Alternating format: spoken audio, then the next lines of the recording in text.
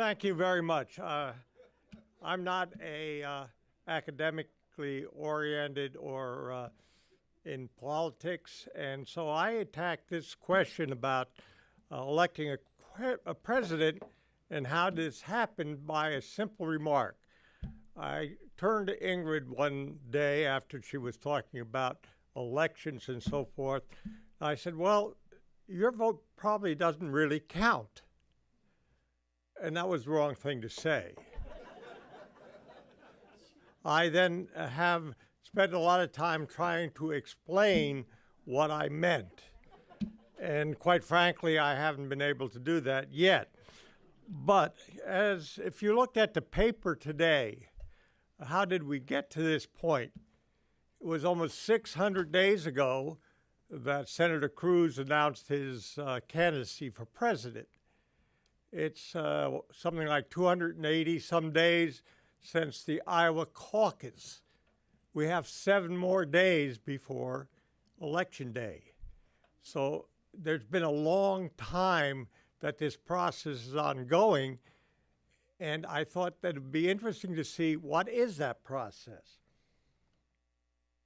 I'm going to make this very brief history because we've seen this in our historical videos. We know that there was no central government for the 13 colonies.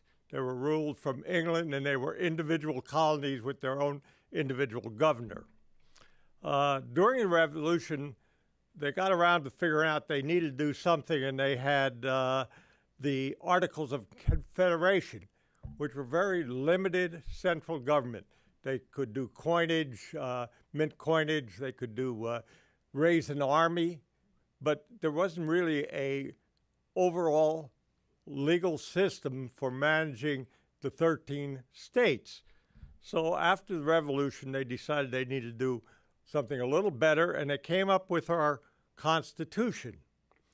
And at that point, they decided to have 3 parts of government. And the executive, they said, would be headed up by a president. And that's how we got to having a president. And then we had an election, and Washington became the president. And we kept doing this year after year. Now, what does the president do? There are 3 major functions in the Constitution. He enforces the laws and ministers government. The cabinet structure, even under Washington, we heard about that with Hamilton and Jefferson and the things that went on. So we've created someone to run our country. Diplomatic relations fell to the president, and one that we heard a lot about in this campaign is the commander-in-chief and who's fit to be commander-in-chief. Well, who can be the president? There are 3 criterion. Natural-born citizen. Now, we've heard quite a bit about that, the birther movement on Obama. That issue came up. Most recently, Mr. Trump raised a question whether Senator Cruz could be president because he was not born in this country. He was born a citizen. And it's pretty clear that the courts would come down on the fact that a person born a citizen, regardless of geographical location, could be president. 35 years of age. The youngest president we ever elected was Kennedy at 43. The youngest president, however, was not Kennedy, was Theodore Roosevelt, who ascended to that office after McKinley's death. To this date, the oldest president we have elected was Reagan, who was almost 70 years old. If Mr. Trump becomes president, he will be the oldest elected president. So we never have elected anybody 35 years old. The 14 years residents, remember, this was after the Revolution, and they wanted someone with an investment in this country and being a resident here. Well, who can run for president? In theory, anyone meeting the criteria set out in the Constitution. But in reality, those that are in political parties, at least under our current system, and organized independents.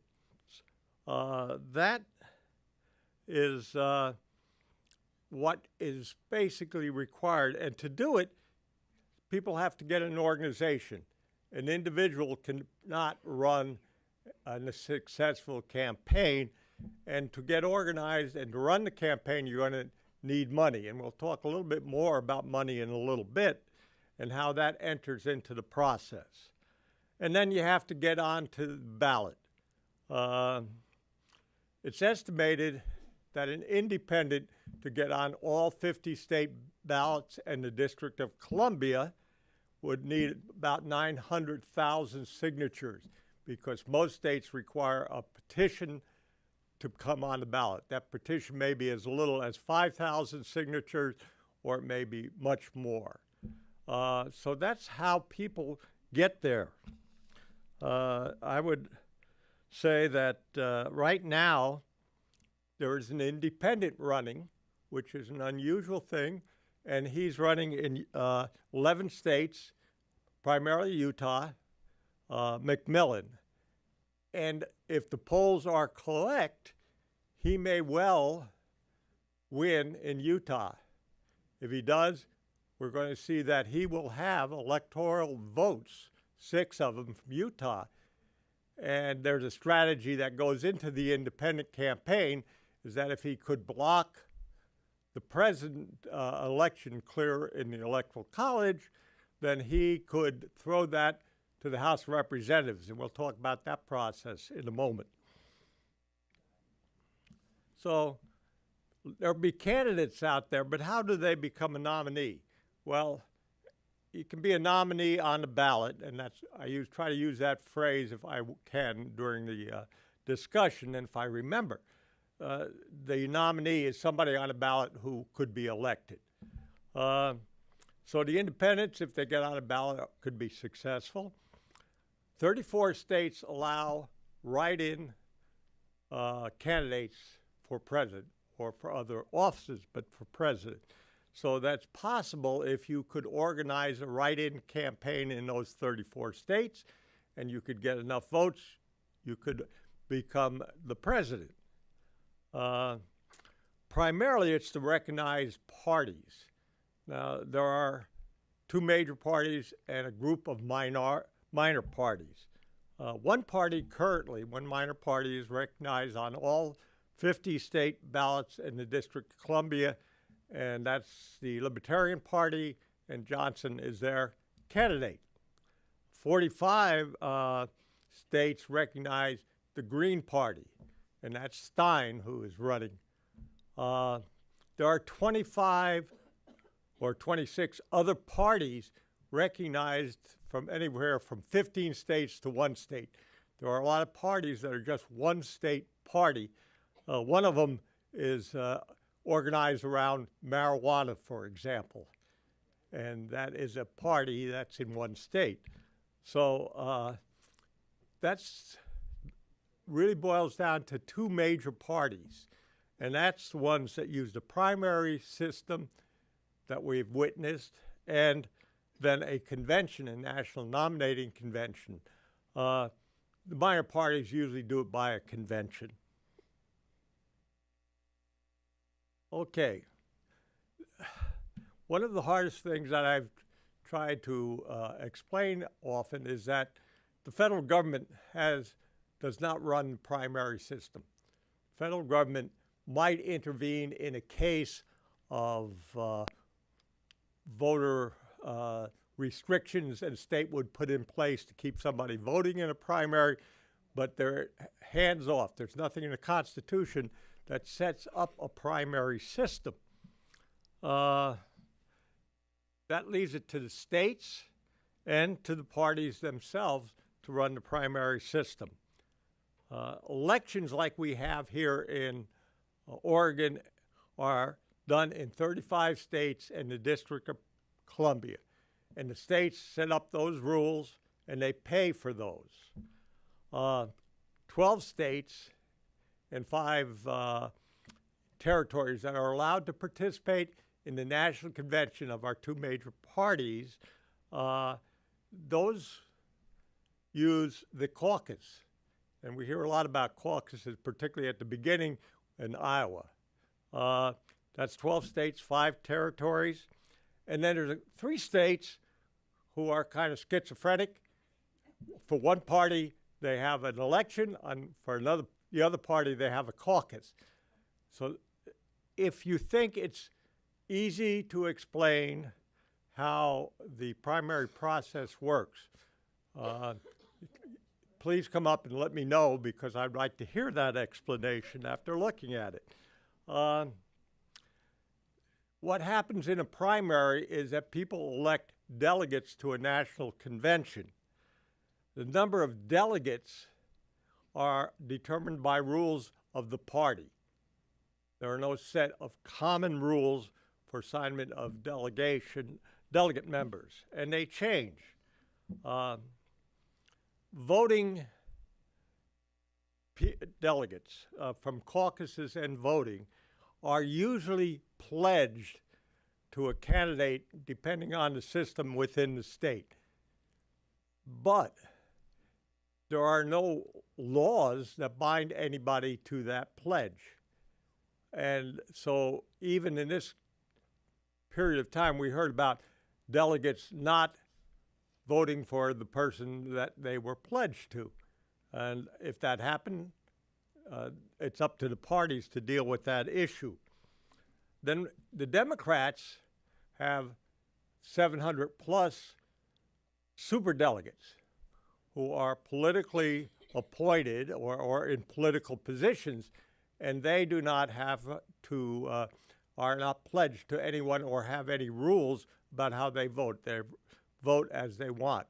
We heard a lot about that from Bernie Sanders when he kept talking about how they had pledged themselves to the Clinton campaign and that he wanted them distributed by some proportional rules or something else.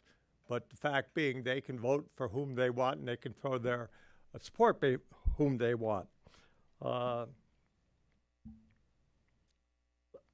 give you a quick example of, this is from the Republican distribution of delegates to see how complex it might come. California has 172 delegates. They have 38 million people in their population. The second largest number is 155 delegates, and that comes out of Texas with 26 million population. So there's 12 million less people. You would think that would reflect itself in the delegate count, but population is only a minor part of how delegates are allocated. They're allocated on the political parties in control and the various offices within the state. If you look down there, Rhode Island has 1 million people and 19 delegates to the Republicans. But Wyoming, with 500,000 residents, have 29 delegates. So it's your political structure within the state that tells how many will be allocated. Okay.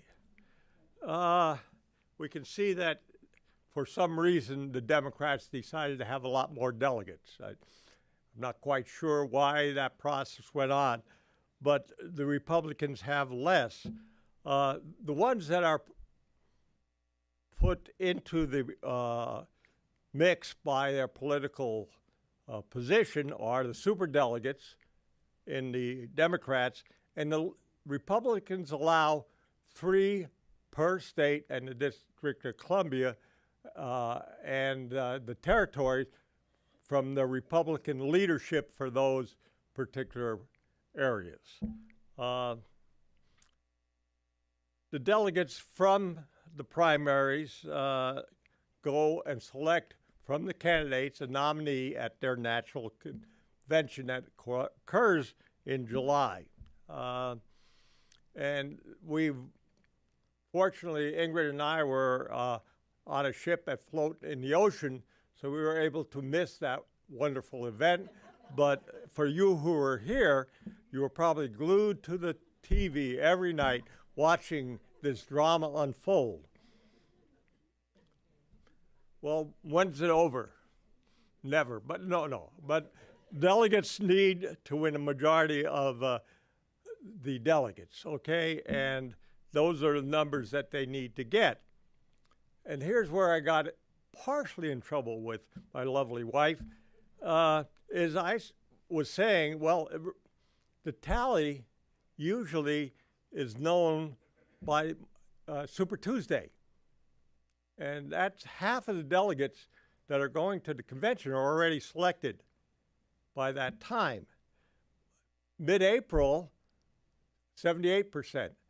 So when Oregon gets to vote, that was my point, it doesn't matter because we probably know who's going to have enough delegates to become the nominee for a given party. In theory, Bernie Sanders could have still won had he taken about 70 or 5 or more percent of the votes in California and Oregon and so forth. But that barrier is almost impossible to get by. And there was all sorts of arguments in the Republican side about whether Trump could be unseated by the Never Trump group and whether delegates were really bound and all these other issues. But in reality, that didn't matter because the first ballot elected the nominee in both cases and has since 1952.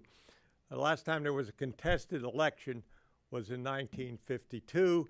Since then, every nominee of the major parties have been elected on the first ballot at their convention. So we have this big convention in July, and then what happens? Well, they go out and run for the president. Electors result in winning, the elections are for electors, not for the president. The name appears there, but we'll get into that a little bit when we talk about the Electoral College. We hear bandied around all about the 270. 270 electors need to vote for a single candidate, and that candidate or nominee becomes the president. There's another reason I got in trouble. The people who have looked at the history of voting and the potential voting say that there are states, 217 votes come out of states that will always vote Democratic, okay? And that 191 will come out of red states that will always vote Republican. And so that leaves 130 delegates, of which a candidate or a nominee has to get a portion of them to get to 270.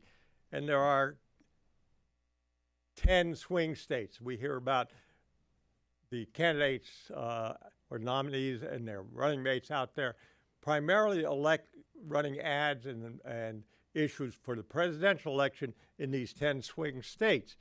And Florida, which has been pivotal in 2000, is one of those swing states. And Pennsylvania is another major swing state. So that is where the concentration for campaigning is during the election. Now, 2016, maybe all bets are off. Until last Friday, people were talking about red states which might swing, Arizona. I even saw one poll said Texas. Now, I lived in Texas for a while and did other things, I was resident there, and I will never bet that Texas will, in the foreseeable future, vote for a Democratic president, but it may change. But it's critical to get to 270. Now, there are some spoiler effects out there. That's when some unforeseen party, minor party or candidate takes enough votes away that the person who would have won didn't. And the most recent ones is, let me see, I got some notes here to tell me that. There were, in 1968, Henry Wallace had Humphrey losing to Nixon. And that was because they would have thought that the Democratic South at that time, which was a Democratic South, not like today, which is more Republican South, would have gone to the Democratic candidate. In 92, Perot got, according to the pundits, Clinton into the presidency. But most recently was in 2000 when Gore lost to Bush, and he lost by 537 votes in Florida. And that is that point in recount when the Supreme Court said, enough, Bush has won. Nader in that election had over 97,000 votes. The people who analyze these things say, well, most of those votes would have gone to the Democrats. And if that were the case, then probably Gore would have been the president. But anyway, that's what, when people talk about the spoiler effect, that's what they're talking about. Well, the Electoral College is where actually the president gets elected. Now, the Electoral College is not mentioned anywhere in the Constitution. That term is not there, and it's not a location or a place. It is a process. In 1787, they couldn't figure out how they were going to elect a president, and they had all sorts of ideas. So what they did was turn it over to a committee to design how we would elect president. And I'm sure you have all heard the statement that a camel is a thoroughbred designed by committee. In fact, that's what we got. We got a camel of a process. It's been amended 3 times, that section. There are other amendments that deal with the election of president besides these 3, but most significant was the 12th Amendment, which arranged for the president and the vice president emerging from the same party. That was not how the framers of the Constitution envisioned it. They envisioned that there would be no parties and that the person and electors voted for 2 people, that they would vote, and one who got the most votes would be the president, and the one who got the second most votes would be the vice president. And since they didn't envision parties, that would be the most qualified people elected.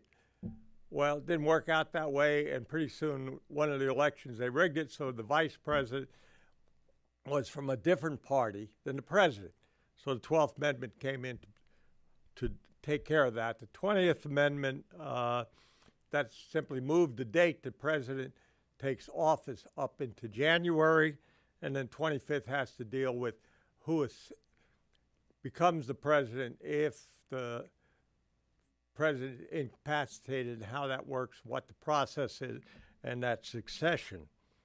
The Electoral College never worked as was intended, but we still have it. Okay, that system essentially recognizes a 2-party system, because if it didn't, if you had multiple parties vying for it, say as you do in many of the parliamentary type systems in countries, you'd never be able to get to 270. I mean, it would be just all divided up. So we kind of think that it'll be 2 parties, or that's what we expect. The president and the vice president are from the same party. And actually, the amendment requires that electors vote for the president on one ballot and the vice president on the other ballot. But since they're pledged that's supposedly coming out of the same party. The electors vote. When you vote for electors, not for the president. Trump or Clinton may appear there, but you're voting for the electors that the party has put forward to vote for those two candidates. And that is one of the things that some people don't realize. Two states, Maine and Nebraska, proportion their electors. So if you get half of the vote, you get half of the electors from those states. But the 48 states and district, it's winner take all. So if you got 500 plus votes more than your adversary, you win all of the electors from Florida, or you get one more vote. Of course, there are recounts and those types of things that happen. The electors are supposed to vote for the winner of the popular vote. Electors are a group of electors are put forth by Republicans and the Democrats, and they select them, but they are pledged. So if the Democrat wins, the Democratic electors go, they're pledged to vote for who won the popular vote, but they're not required by law to do so. There's nothing that requires that. And then we have the term of the faithless electors. Through history, there have been many times when electors do not vote for whom they're pledged, but it's never affected the overall the results of the election. And it's not clear because it's never been decided in the Supreme Court what would happen if that occurred. Supreme Court did say you can require an elector to be pledged, but it doesn't say what happens if they don't follow that pledge. Obviously, majority voted electors elects the president and the vice president. And so let's shift from that process of the primaries to what influences the process. Well, money matters, as if you didn't know that.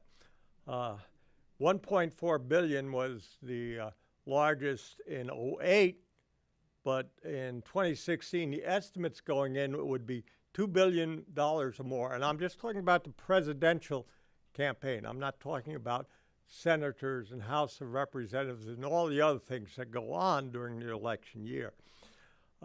In October, $1.6 billion had been reported raised for the presidential campaign this year. Where's the money come from?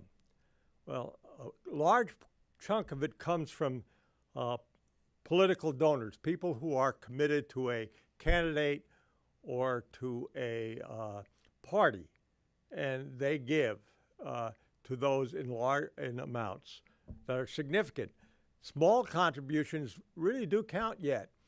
Bernie Sanders collected most of his money from, I remember his rhetoric rightly, I don't know, $37 or something or less for the average donation he got. He didn't have really a super PAC or anything else supporting him. But one of the things that really changed it is Citizens United in 2010, which freed up a lot of big money. Well, what did Citizens United actually do? First of all, it covers federal elections only. And that's important because it was the case was about restrictions on federal elections. It essentially equated money to speech. You can't restrict speech, and if money represents symbolic speech, then you can't restrict money. That is kind of you have to dig more into what it really meant to get down to it, but that's fairly good. You also hear people say, oh, it also said corporation are people, but we heard when we had the discussion about Supreme Court, corporations have always been people. They can be sued and a lot of other things that other people can do. It really freed up corporations, unions, and nonprofits from limits on contributions, but not on individuals or affiliated PACs. An affiliated PAC is if I put together a PAC and say, this is for electing Republican candidates, and that's what I'm going to do with this money, there are limits on how much money can be donated by individuals.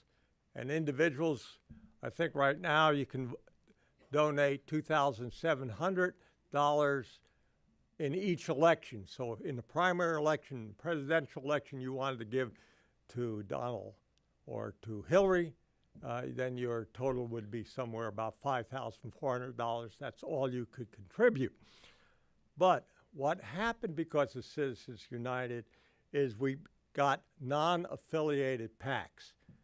Those are PACs whose purpose is to espouse a set of principles or ideas, but not a specific candidate. Okay? They can take unlimited contributions. There's no limits on a non-affiliated PAC. And of course, required to be non-affiliated is you can't be in coordination with the party or the candidate. And I'm sure you all believe in other fairy tales besides this one.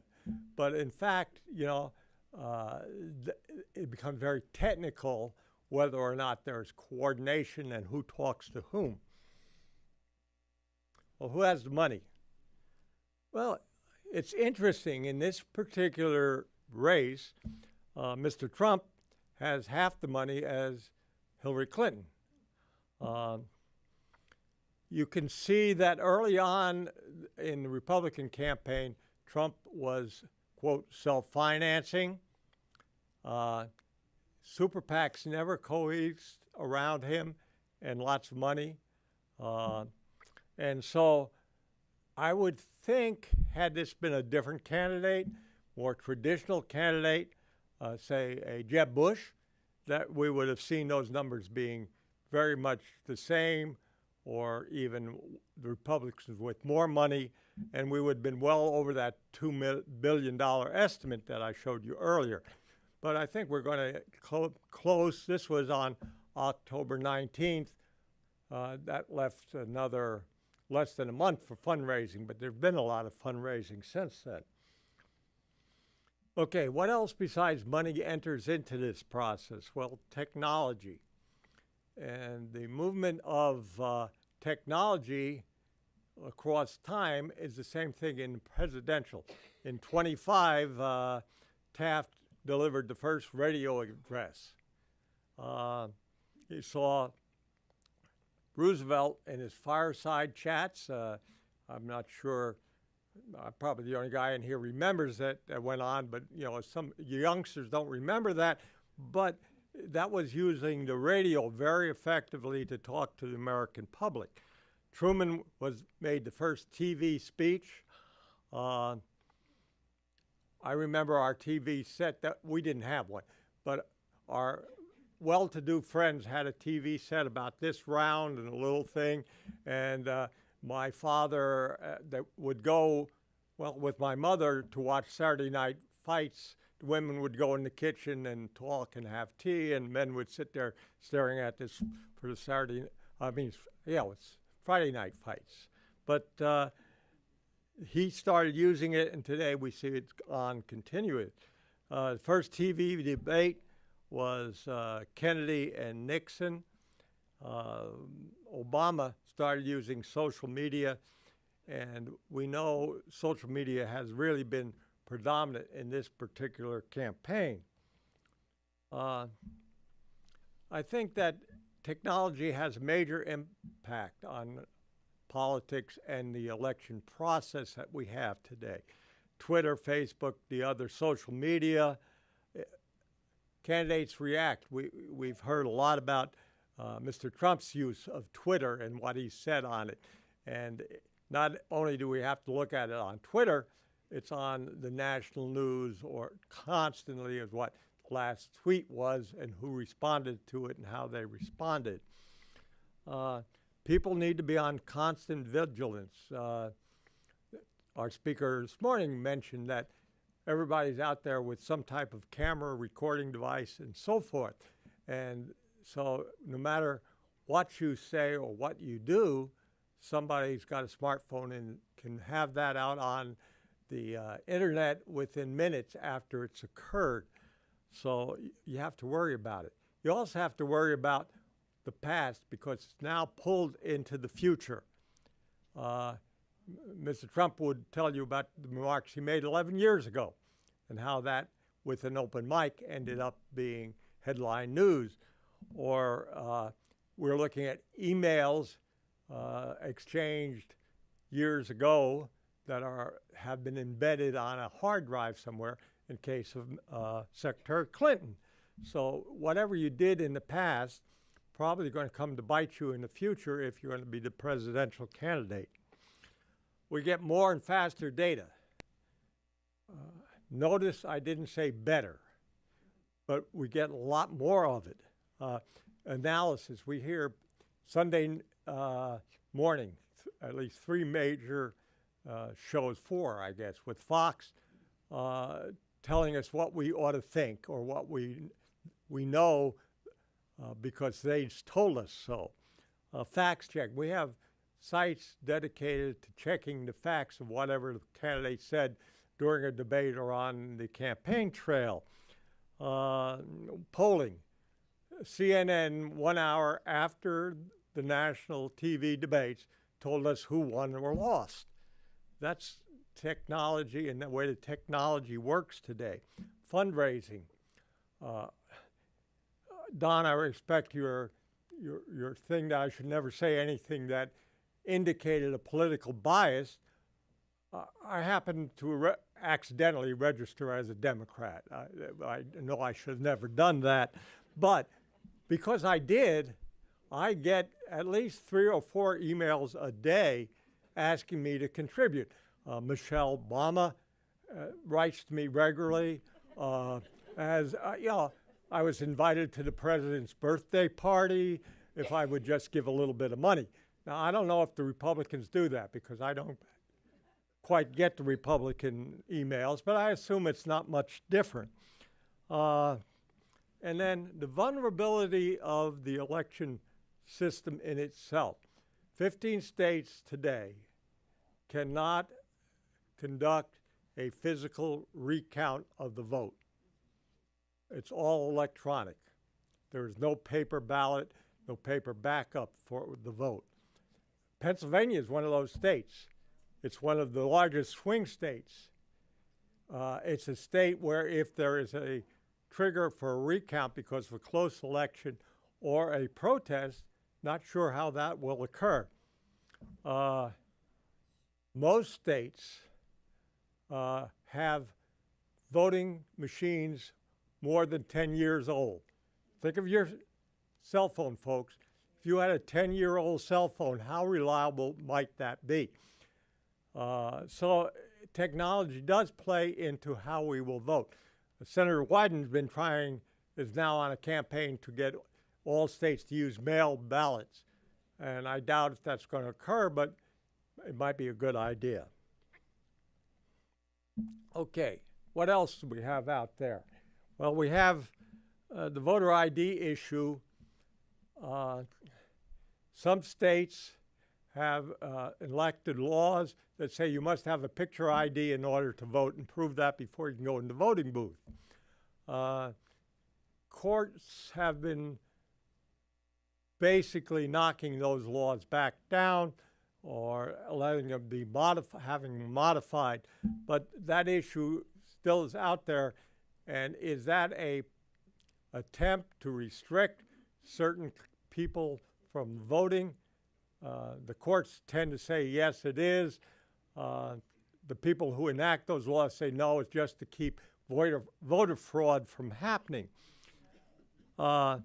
Registration process. In the last 8 years, there's 50 million more people have registered to vote. So we're over 200 million people registered to vote. Motor voter registration. Here in Oregon, you get registered to vote, even if you don't want to, if you get a new driver's license. Now, the question is, will that change the number of people voting? That remains to be seen. We don't have enough, because somebody involuntarily registered may not be interested in bothering voting because they might have registered. But the parties actively have been trying to register people to vote. Presidential debates. I'm not sure how much they matter. Less than 10% of the potential voters actually are independently minded and haven't made up their mind by the time the debates occur. But they're great theater. Let's see, I have some figures here.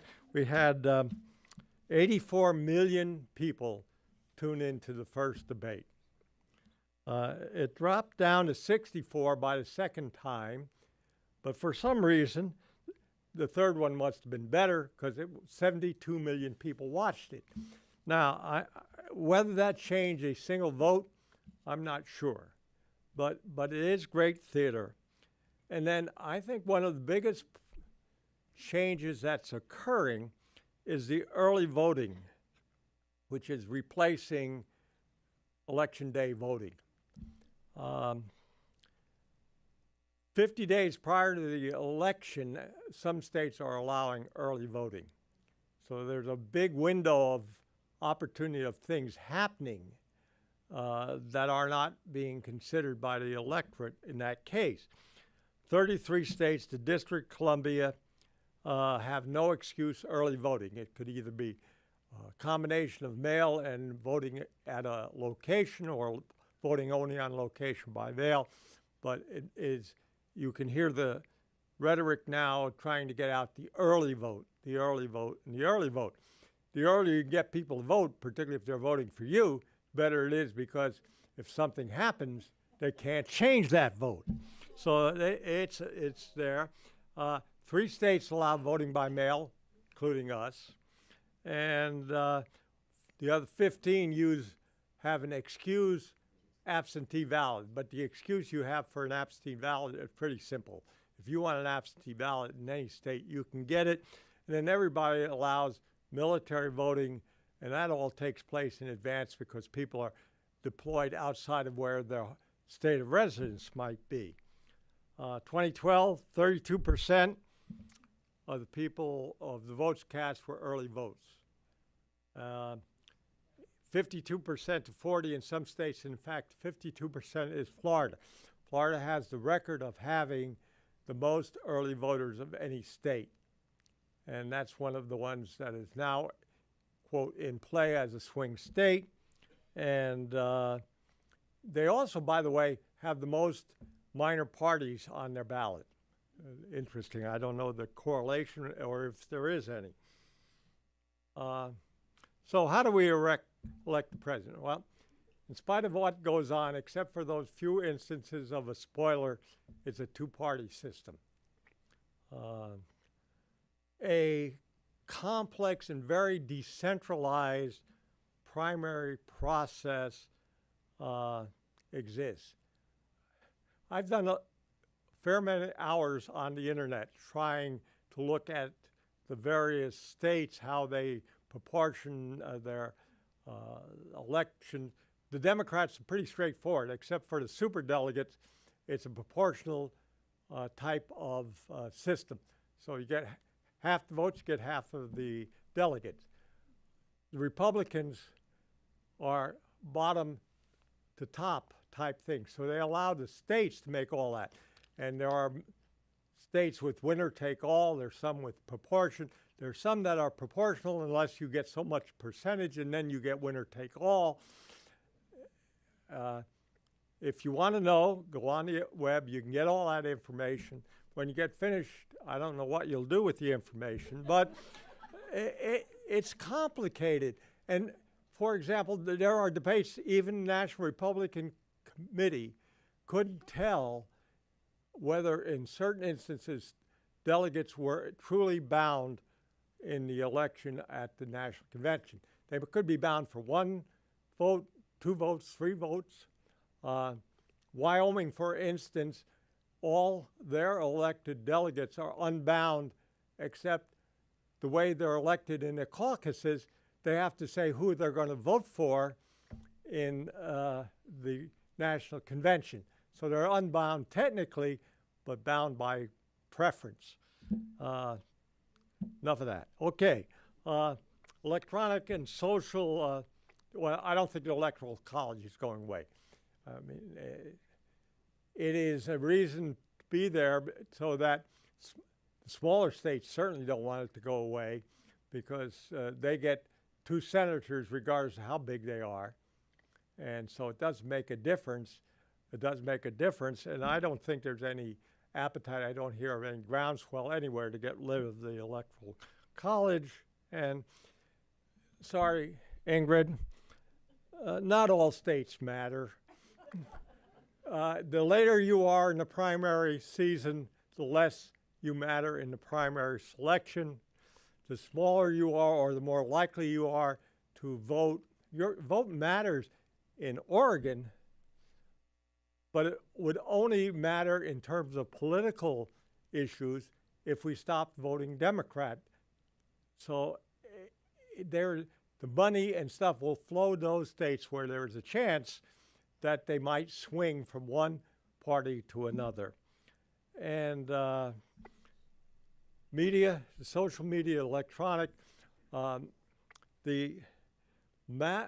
of the money spent on TV advertising is on local TV ads. So it comes to states in that thing. And you know, that almost $2 billion, it's going somewhere. Salaries, it's in a sense trying to buy votes, but not in the sense that you're going to pay somebody to vote. It's there in TV and other things. And print media, the Oregonian doesn't publish all the time. Print media has become less and less important. And then money is going to continue to count and probably be more influential in the future. So far in 2016, I think that I've learned, and I think most of us learned, the primary process is very complicated and not well understood. Facts are not very important to supporters. I doubt if anybody who is supporting Mr. Trump is concerned that he said he saw a video of people in Jersey City celebrating when the Twin Towers came down. Doesn't matter. He himself said he could shoot somebody out and fire a gun in the middle of the street and nobody would change their vote over it.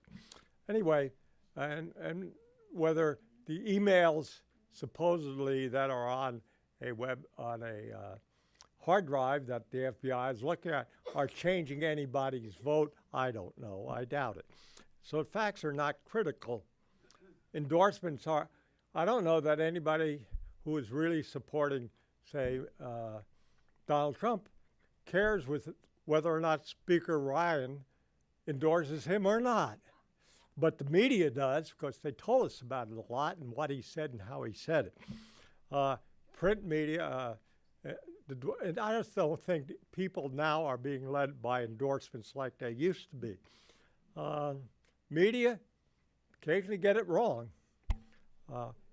In July 2015, Mr. Trump was a joke. He wasn't a serious candidate. He really wasn't in it to win. Okay. Policy positions and plans. We keep saying, oh, let's talk about the issues and how are you going to do it? I won't ask for you to show your hand, but I wonder how many people would lift them if I asked you how many times you've been to the Clinton website to review her plans for economic development or any other topic. There may be a few, people that are really interested in it. But in generally, it's sound bites. Free tuition for college, Bernie Sanders would be. $12 minimum wage increase for Clinton until it became evident that, but I'd like $15. So those sound bites or how you're going to get there are what people repeat, not necessarily how that's going to happen. I think we have really, really polarized populations and exploited them, whether they be blue-collar white males, African Americans, Hispanics, transgender. The campaigns have focused on these groups and try to use them and manipulate them in their campaigns. And I think the impact of late-breaking news, last Friday being an example, it's something that can influence it, and because of the systems, happens more frequently. October surprise. So I'm going to predict for you nothing much is going to change. The two parties will still be out there. Now, we hear about the demise of the Republican Party if there's a groundswell election that elects Clinton and Trump is soundly defeated. Well, they used to say that about the Democratic Party back Dukakis days. So there's going to be some changes around. I think the Democrats might look at their superdelegate issue. I think the Republicans may, unlikely, but may get serious about diversifying and bringing into diverse populations. Primary system will stay out there. The states and the parties are going to run it. There's not going to be any one system. Unfortunately, dear, we're never going to have a one-day primary in the United States. It's just not going to happen that way. The electoral system that we have, known as Electoral College, is going to persist. I think at the speed of technology will just continue to be more and more a factor in elections. And to me, the most critical issue, the one that concerns me the most, is that money is going to continue to increase the influence of the wealthy and corporations.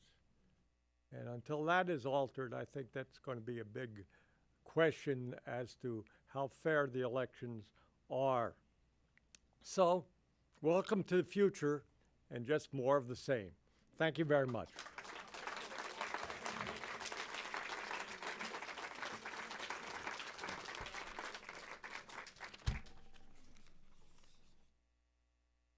We have about 5 or 6 minutes for questions, none of which I'll be able to answer, by the way. Just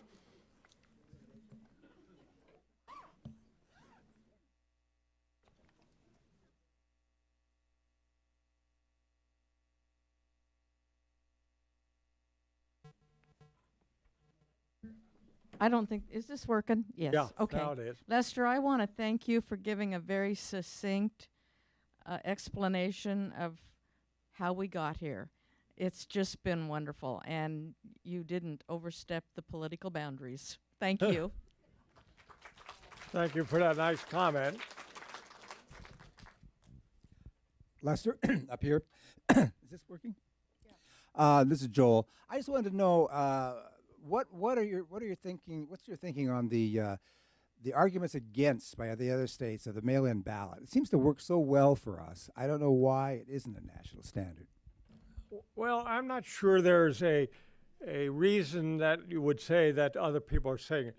First of all, the political parties often like the system that is out there, and that is a major influence. To change it, you have to change the thinking of the legislature, and it does work well. And maybe with 3 states now using it, it's probably the safest system in terms of recount of any other system, because there is a paper ballot to back up any recount or so forth. But I just think it's a political process, and the people are not ready to change the process they have in place. Yeah. I wonder, could you have Peter put this online? I'd like to pass it along to my grandchildren. What did, I'm Your sorry. presentation. Oh, Could you? I think it's going somewhere online, right? Great. Yeah, I'll get it online probably tonight. Go to that thing that Peter sent out yesterday that has links to the reports and spreadsheets. There, one of them has all the PowerPoint, or not all the PowerPoints, just the ones I have. But I'll have that PowerPoint added to that list to later today.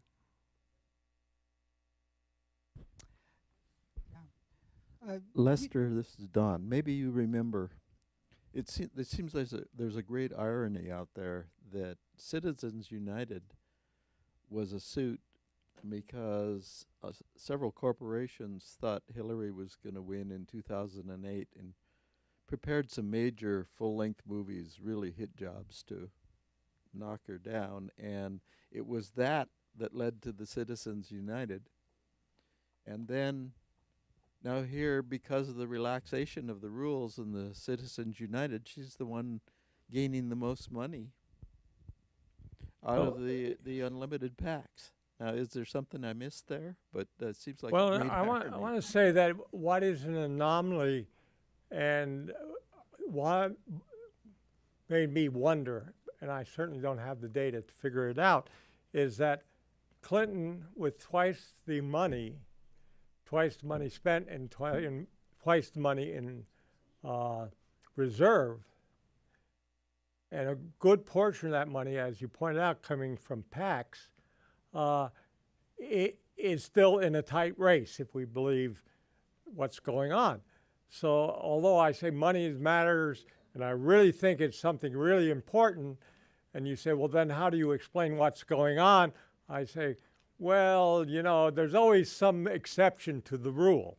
So in fact, but I do think that the political climate of giving to super PACs, and again, I'm talking about the presidential election because this goes down ballot also, and that's where it may have a lot more impact right now.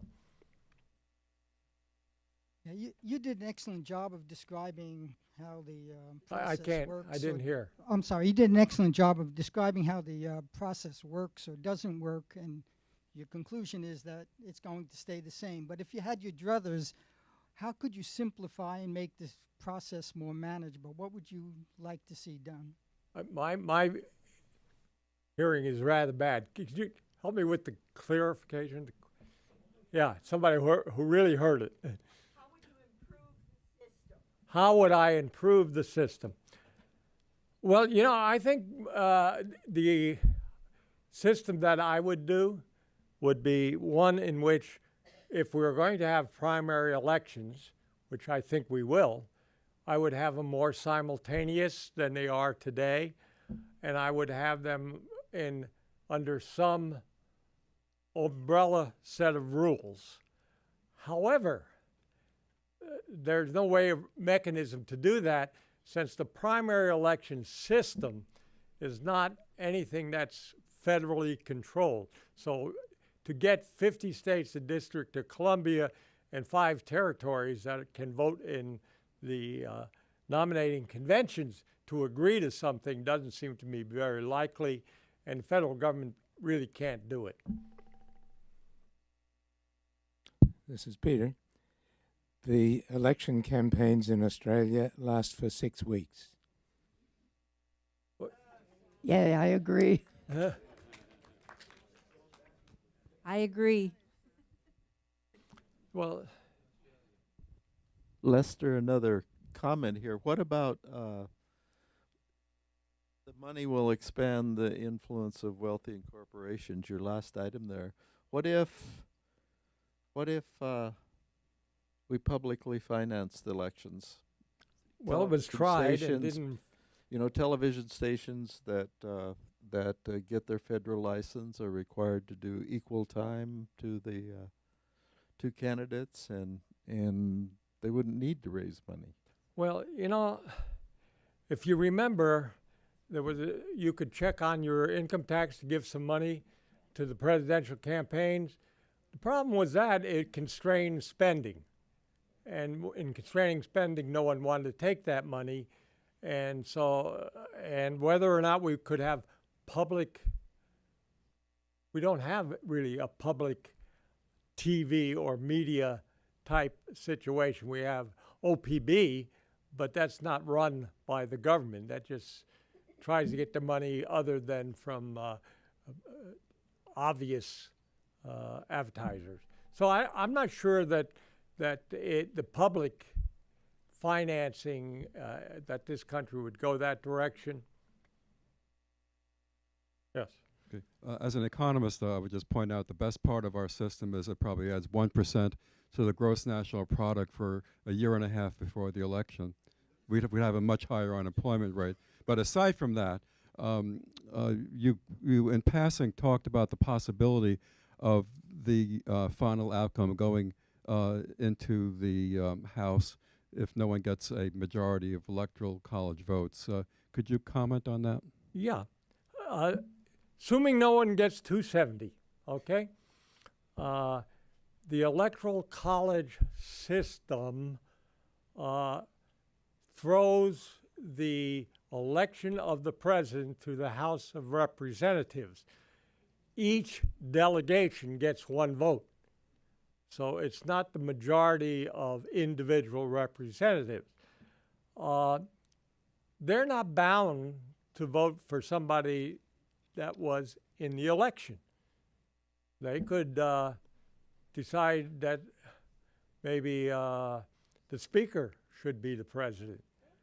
They could, I would guarantee you only one thing that would happen is that the president would be Republican, because there are more Republican delegations than Democratic. And I don't think that would be the day that Kumbaya would take over and everybody would get together.